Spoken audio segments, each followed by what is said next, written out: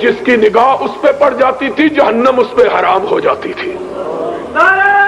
وہ تو وہ تھا. تم اس سے بھی بڑھ گئے ہو, تم اس سے بھی نازک ہو گئے ہو, تم اس سے بھی زیادہ اپنے آپ کو قیمتی سمجھنے لگ گئے ہو, تم اپنے آپ کو اس سے بھی گراں تر بنا لیا ہے تم نے. اگر اس نے مارے کھائی تھی تو تمہارا جسم جو ہے وہ کندن کا تو نہیں بنا ہوا. اگر اس نے گالیاں کھائی تھی اور اس نے گالیاں کھائی تھی, تمہیں کیا معلوم ہے کہ راہ حق کے راہیوں کو حق کے لیے کن صعوبتوں کو برداشت کرنا پڑتا ہے. اس نے ہائے ہائے انس تیری یاد کس وقت آئی ہے. ایک ماں اور کیا ماں تھی, اس نے منت مانی, اللہ مجھے بیٹا عطا کر دے تو میں تیرے محمد کا خادم بنا دوں. کیا منت مانی ہے, مائیں منتیں مانگتی ہیں, مجھے بیٹا عطا کر, اسے چودھری بناؤں گی, اسے سالار بناؤں گی, اسے کماندار بناؤں گی, اسے سوداگر بناؤں گی, اسے تاجور بناؤں گی. اور انس کی ماں دعا مانگتی ہے, اللہ اگر بیٹا عطا کیا تو تیری محمد کی بارگاہ میں خدمت کے لیے وقف کر دوں گی. اور پھر 10 سال خدمت کی ہے. پوچھو حافظ ابراہیم سے, پوچھو حبیب الرحمان سے, پوچھو علماء کرام سے. کہا پھر رب نے میری ماں کی منت کو پورا کیا. انس کی ماں تیرے نصیبے کا کیا کہنا اور انس تیری قسمت کا کیا کہنا ہے. محمد کا سراپا اثر اور تجھ کو خدمت کے لیے یہ رتبہ بلند ملا جس کو مل گیا. اور میں کہا کرتا ہوں یہ خدمت کے لیے وقف ماں نے نہیں کیا, عرش والے نے کروایا کہ بچہ پسند آ گیا تھا. کہا جاؤ نبی کی خدمت کرو. 10 برس خدمت کی, 10 سال, 10 طویل برس. کسی نے پوچھا آقا کو کیسا پایا ہے. کہا کئی دفعہ لوٹا ٹوٹ کے گر گیا, وضو کروانے کے لیے آیا چھوٹ گیا, ڈر گیا کہ کونین کا تاجدار کیا کہے گا. فرمایا نگاہ اٹھا کے دیکھا تو مسکراہٹ نے میرے زخمی دل پہ پھاہے رکھ دیے تھے. 10 برس کا طویل عرصہ, 10 برس کا طویل عرصہ. کہا اس 10 سال کے طویل عرصے میں میرے آقا نے مجھے کبھی اف بھی نہیں کہا ہے, اوئے بھی نہیں کہا. اور یہ تو خادم تھا, یہ تو خدمت گزار تھا, نیکوکار ماں کا بیٹا تھا, نبی کی ماننے والی, نبی پہ جان قربان کرنے والی ماں کا بیٹا. اور یہاں تو اس نے بھی میرے آقا کے صبر کو آزما کے دیکھا. جو نہ وفادار تھا, نہ یار تھا, نہ تابع دار تھا, نہ جانثار تھا, جس نے کبھی محمد کو دیکھا ہی نہیں تھا. بذام خود, بذام خیش کمانڈر تھا, جرنیل تھا, تاجور تھا, تاجدار تھا. پکڑ کے لایا گیا, مسجد نبوی میں باندھ دیا گیا. ہائے ہائے, رؤوف و رحیم کو خبر دی گئی. سمامہ یمامہ کا گورنر پکڑا ہوا آیا ہے. تشریف لے گئے, دیکھا خوبصورت چہرہ, لمبا قد, توانا جسم,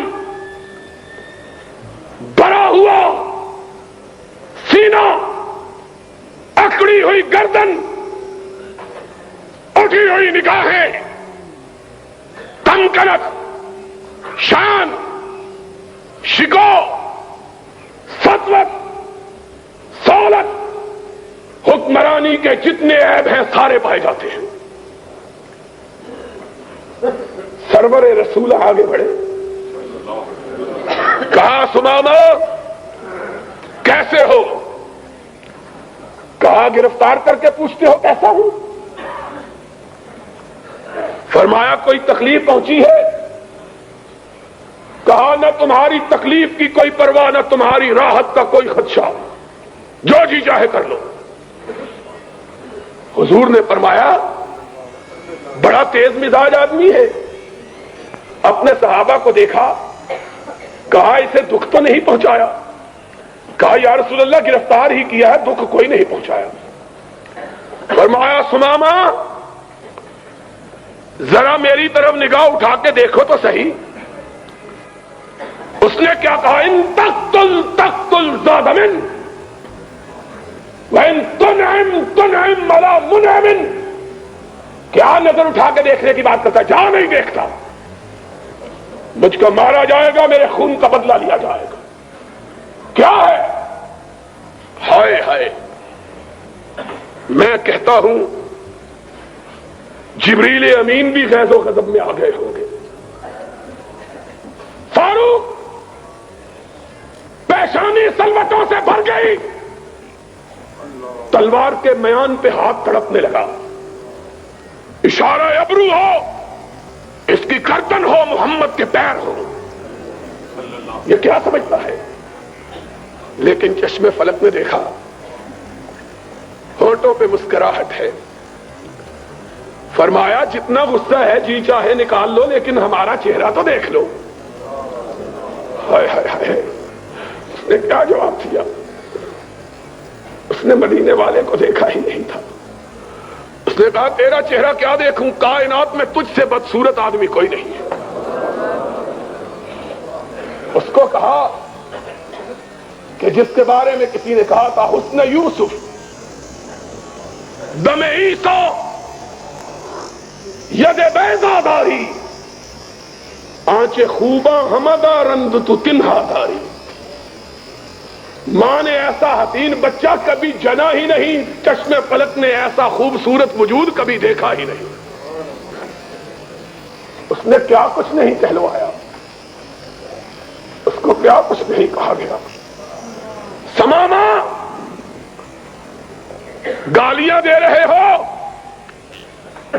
برا بلا کہہ رہے ہو, ذرا نظروں کو اٹھاؤ تو صحیح. ذرا میرے چہرے پہ اپنی نگاہوں کو جماؤ تو صحیح. ذرا مجھ کو دیکھو تو صحیح. اس نے کہا لم ارا وجھا اقبح من وجھک علی وجہ البسیطہ. کیا دیکھوں, روئے زمین پہ تجھ سے بدصورت چہرہ کوئی ہے ہی نہیں. ہائے ہائے. لوگو یہ میرا آقا تھا جس کے نقش قدم پہ تم نے چلنا ہے. جب بے آسرا تھا تب بھی گالیاں کھائیں, شکن نہیں ڈالی. آج تاجدار تھا, اپنے گھر میں گالی سنتا ہے لیکن پیشانی پہ شکن نہیں ڈالتا ہے. کہا کوئی بات نہیں, میری بستی کی طرف تو نگاہ ڈالو. اس نے کہا میں نے روم و یونان, ایران و مصر کی بستیاں دیکھی, تیری بستی کائنات کی سب سے بدصورت بستی ہے. اس بستی کو کیا دیکھو. ہائے ہائے ہائے. کہاں کوئی بات نہیں ہے. دوسرے دن آئے پھر وہی جواب. تیسرے دن کہنے لگے ہم تم سے کچھ نہیں مانگتے, ذرا دیکھ تو لو ہم کو. کہاں نہیں دیکھتا. اب آسمان گوش پر آواز, زمین سہمی پڑی تھی, آسمان ساکن تھا بیچارہ. دیکھے آج اس تاجور کی زبان سے کیا حکم صادر ہوتا ہے, اس گستاخ کو کیا سزا ملتی ہے.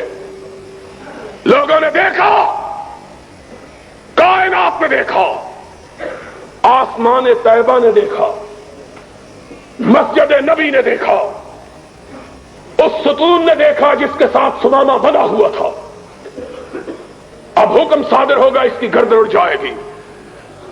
ہمیشہ مسکرانے والا آقا مسکرایا، فرمایا جاؤ ہم نے اسے چھوڑ دیا ہے، جاؤ ہم نے اسے رہا کر دیا، ہم تجھے کچھ نہیں کہتے، تو بڑا آدمی ہے، بڑے ملک کا حکمران ہے، تو نہیں دیکھتا ہم تجھے کیا کہیں، جاؤ۔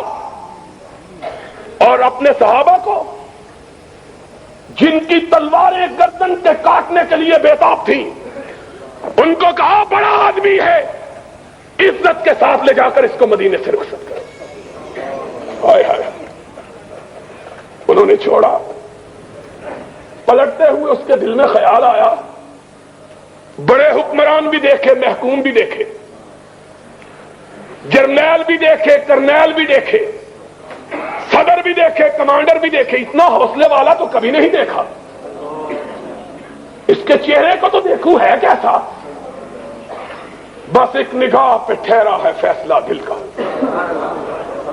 پھر دیکھا، دیکھ کر سر پٹ بھاگا، دڑکی لگا دی، ہائے ہائے۔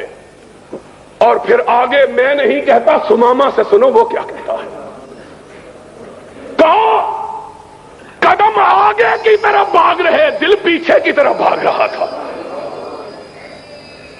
2 میل بھاگتا چلا گیا، اور جتنی رفتار سے گیا تھا اس سے دگنی رفتار سے واپس پلٹ آیا۔ وہ ماہ تمام ننگی زمین پہ اپنے صحابہ کے ساتھ بیٹھا ہوا، اپنے یاروں کے ساتھ ننگی زمین پہ بیٹھا ہوا، صحن مسجد میں ننگے فرش پر آیا۔ نبی نے نگاہ ڈالی، سامنے سمامہ کھڑا ہے، فرمایا ہم نے تو تجھ کو چھوڑ دیا تھا، پھر آ گئے۔ کہا مجھ کو اپنا بنا کے چھوڑ دیا، مجھ کو اپنا بنا کے چھوڑ دیا، کیا اسیری ہے کیا رہائی ہے۔ چھوڑا تب تھا جب تیرا چہرہ نہیں دیکھا تھا، اب تیرا چہرہ دیکھ لیا، اب زندگی بھر کے لیے تیری زلفوں کا اسیر ہو گیا۔